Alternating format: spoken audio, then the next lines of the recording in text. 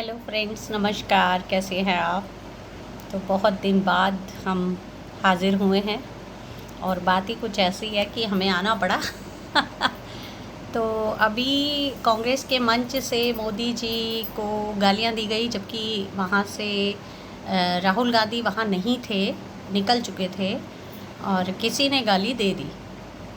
तो मोदी जी का बयान आ गया है, जैसा कि हमेशा ही होता है कि उन्होंने देश की माँ को पे ले गए और कहते हैं कि मेरी माँ जो है इस दुनिया में है भी नहीं।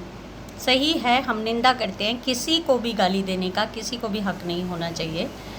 और ये भद्दापन जो है राजनीति में, ये कैसे आया इतना भद्दापन? हालांकि पहले भी रहा था, लेकिन अब तो संसद में गालियाँ दी जा रही हैं। विधोड़ी ने कितनी गंदी बातें बोली, लेकिन क्या मोदी जी ने कहा कि ये गलत है?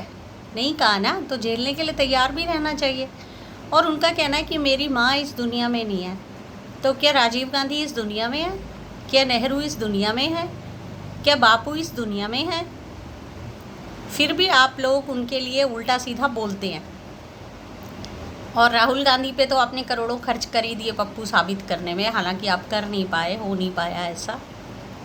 तो जब संसद में विधूड़ी गाली देता है तब आप चुप रहते हैं, और फिर अगर कांग्रेस के मंच से कोई भी आके गाली दे जाता है, जबकि अंधभक्त जो हैं और आईटी सेल जो है भाजपा का, वही सबसे ज़्यादा गाली गलौज सोशल मीडिया पे करता रहा है।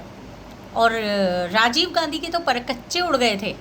सोचिए आप, किसी ऐसे बच्चों की कल्पना करिए कि जो आम जीवन बिता नहीं पा रहे हैं, जिन्हें घर में बंद कर दिया गया हो क्योंकि उनकी दादी और उनकी पिता की हत्या कर दी गई प्रधानमंत्री के पद के चलते। तो उन्होंने कैसा जीवन बिताया होगा। यहाँ तक कि राहुल गांधी ने तो अपने नाम से पढ़ाई तक नहीं की, वो विंसी के नाम से पढ़ते थे बाहर की यूनिवर्सिटी में, विदेश में, क्योंकि उनको अपनी पहचान उजागर करने का अधिकार कहूँगी कि नहीं था, क्योंकि सिक्योरिटी पर्पसेस के चलते। तो कोई तो था जो गांधी नेहरू परिवार को ख़त्म करना चाहता था।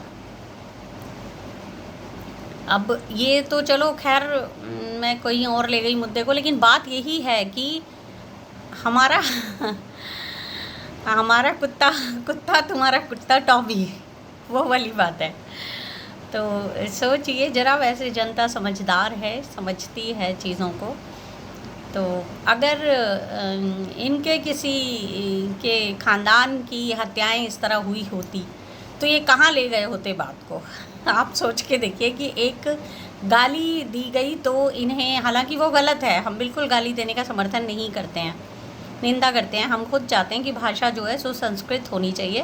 हालांकि हम भी नौटंकी करने लगे हैं 2014 के बाद की नौटंकियों को देखते देखते हमारा भी विश्वास बढ़ गया है नौटंकी में। हम खुद भी करने लगे हैं नौटंकी, क्योंकि हमारी इंस्पिरेशन हमारे प्रधानमंत्री हैं।